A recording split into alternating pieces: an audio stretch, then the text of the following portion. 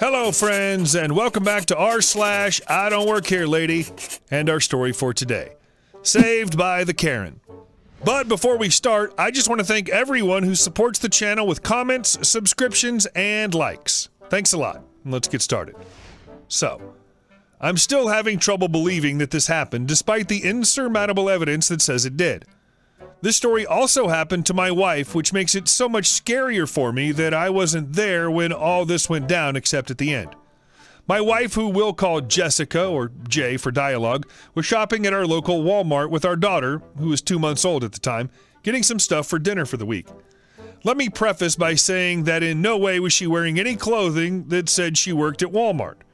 She was in the spice aisle on a relatively not-so-busy day trying to figure out what spices we may be low of at home when a Karen walked up to her. Now, when I say Karen, I pulled up the first Google image of the "Let me speak to your manager" haircut search result, and my wife legit thought it was her at first. That's how Karenish she looked. Karen, or Kay as I'll be referring to her now, looked somewhat familiar to my wife as she approached her, but any hopes of trying to figure out who she was immediately dashed the moment she opened her mouth. Kay: "Excuse me, I need some help getting the pancake mix. It's on the top shelf." Jay, looking confused: "I'm sorry, ma'am, I don't work here. I can't quite help you out either because I'm only a few inches taller than you, so I don't think I could reach it either." Kay, raising her voice: "Don't give me that! I know you work here because I saw you helping an older gentleman a few moments ago." Jay, looking even more confused: "I'm not sure what you're talking about. I haven't talked to anyone except my daughter since I got here." Kay, raising her voice even more still: "Don't you dare lie to me! I know I saw you help that guy! How dare you bring your kid to work! That's so unprofessional of you!" Now, what kind of crowd did this confrontation draw, you may ask? Well, potential questioner that may or may not exist. A grand total of one person, a lady, was standing at the end of the aisle watching all of this unfold. There were a few people that looked down the aisle, but they continued walking away as they did so. This is important. Now, my wife can be a pretty calm person. She doesn't really like confrontation, but boy does she snap really quick. It was even worse during the pregnancy. I love you, sweetie, if you happen to be reading this. She's well aware of her quick temper and will usually walk away from a situation if her blood starts to boil. Obviously, this was one of those situations. Without saying a word, she turns and grabs the cart, then attempts to leave. Kay, practically screaming at this point: "Hey, B-word, get back over here. I wasn't done talking to you. I want to speak to your manager. I'll have your job." This was the last straw for my wife. She turned around and started screaming and cussing at her. She wouldn't tell me exactly what she said, but she felt so bad for some of the words that she chose. Kay looked utterly shocked, then suddenly placed her head in her hands and started crying. My wife felt bad for her for a second, and I was about to apologize when suddenly Karen just took off running past her.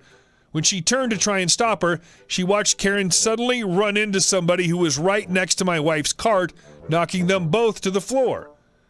It was the same lady that was standing at the end of the aisle watching this as it went down. Karen very quickly shifted gears back to a usual Karen attitude, shrieking, "How dare you assault me! I'll have you arrested for this! Someone call the police on this lady!" The lady in question looked very concerned and looked like she wanted to get out of there.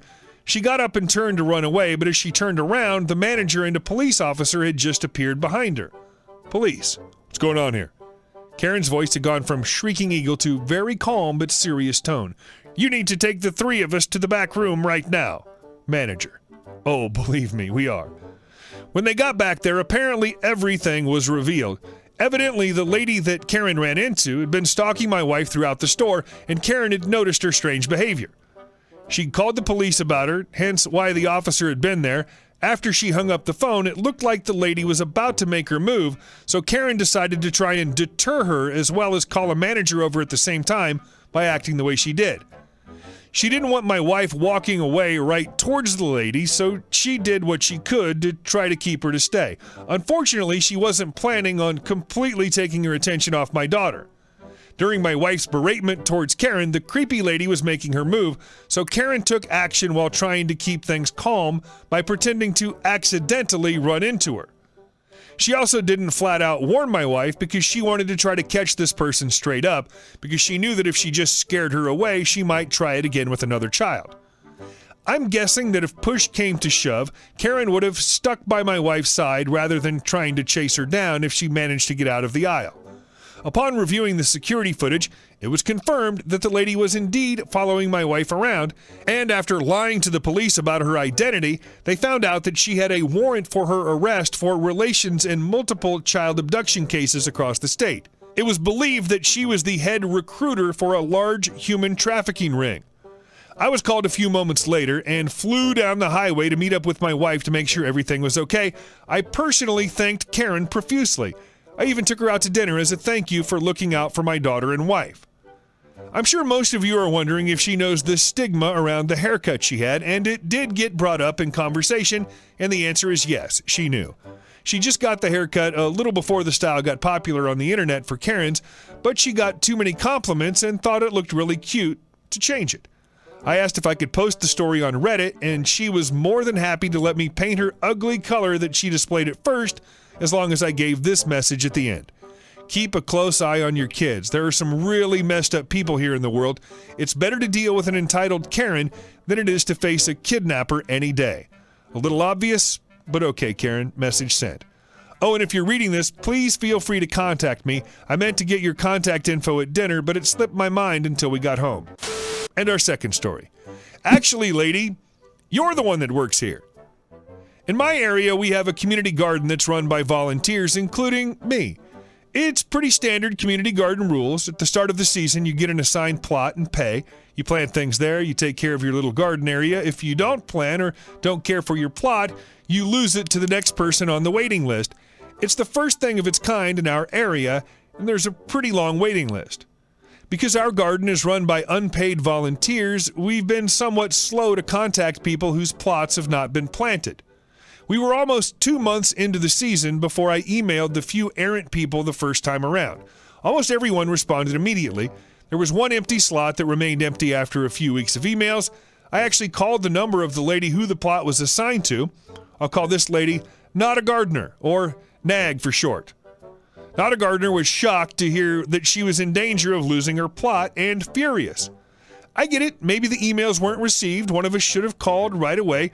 She kept demanding to talk to the person in charge and kept asking about her vegetables and who was at fault for this negligence.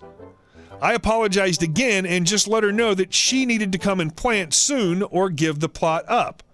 I got off the phone as quickly as possible because I didn't want to deal with her.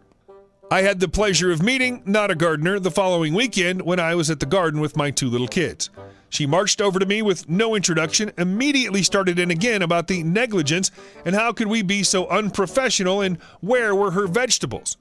She was puffy and angry and very, very rude. She wouldn't let me finish a sentence and was trying to tell me she was going to get me fired from my volunteer gardening position.